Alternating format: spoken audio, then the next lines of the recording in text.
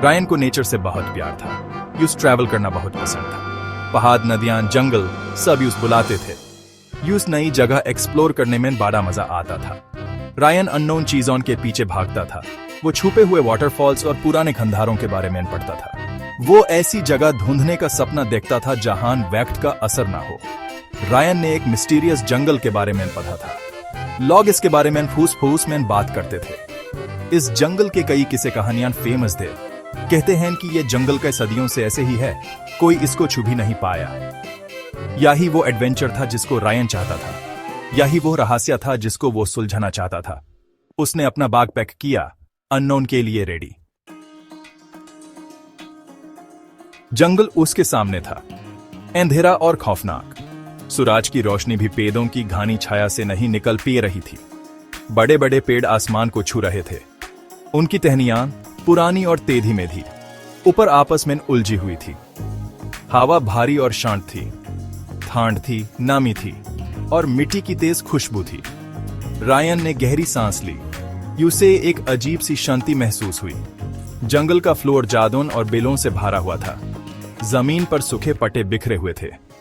अजीब अजीब फंगी अंधेरे में उग रहे थे। सन्नाटा बहुत खौफनाक था। कोई चिड़िया नहीं चहक रही थी, कोई कीड़े नहीं गूंज रहे थे। ऐसा लग रहा था जैसे जंगल खुद अपनी सांस रोके हुए हो। रायन इस अनोखी सुंदरता से मदहोश और अंदर चला गया। वो घंटों चलता रहा। सन्नाटा टूटा नहीं। उसने एक हिरन देखा। उसकी आंखें बड़ी और डर से भरी हुई थी। उसने उस आवाज देने की कोशिश की, पर वो भाग गया, झाड़ियों में गायब हो गया। यहां तक कि जानवर भी अलग लग रहे थे। वो शर्मेले थे, जैसे डर रहे हों। रायन की रीढ़ की हड्डी में एक झुरझुरी दौड़ गई। जैसे जैसे अंधेरा होने लगा, रायन ने कैंप लगाने के लिए जगह चुनी। उसने एक छोटी सी आग जलाई। उसकी लो अंधेरे में एक राहत की बात थी। अपना सिंपल खाना खाते हुए वो सन्नाटे को सुनता रहा।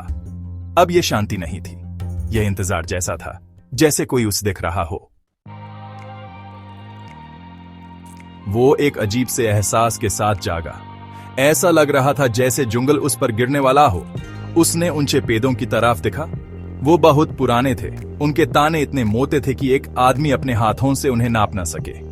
क्या यहाँ पुरानी सभ्यताएं रही होंगी? क्या उन्होंने इन पेड़ों की पूजा की होगी? उसने उन कहानियों के बारे में सोचा जो उसने सुनी थी। खोए हुए शहरों और भूले हुए देवताओं की कहानियां। क्या वो सिर्फ कहानियां ही थी? रायन को एक्साइटमेंट महसूस हुआ। वो खोज के कगार पर खड़ा था। इस जंगल में राज छुपे हुए थे। वो इसे अपनी हड्डियों में महसूस कर सकता था। वो उन्हें ढूंढेगा।